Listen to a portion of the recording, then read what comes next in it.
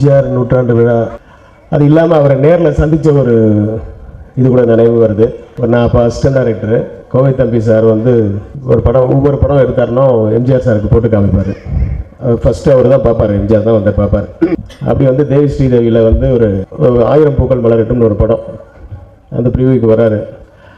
அந்த எடிட்டர் வந்து அண்ணாடிஎம்கே இல்லை, நான் சும்மா நிற்கிறேன்ப்பா சைடில், நீங்கள்லாம் வந்து இப்போ ஏதாவது மாலை போடுங்க அப்படி இப்படின்னா.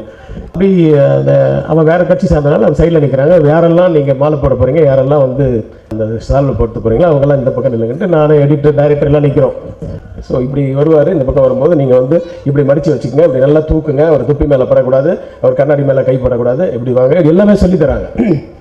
இப்போ இந்த இன்ஸ்ட்ரக்ஷன்ஸ் எல்லாம் பார்த்துட்டு தூரம் நிற்கிறவன் அந்த சாங் அந்த கலரில் அந்த எலுமிச்சம்பழ கலரில் எம்ஜிஆர் வந்தவன முதல்ல அவன் தான் காலில் விழுந்தான்.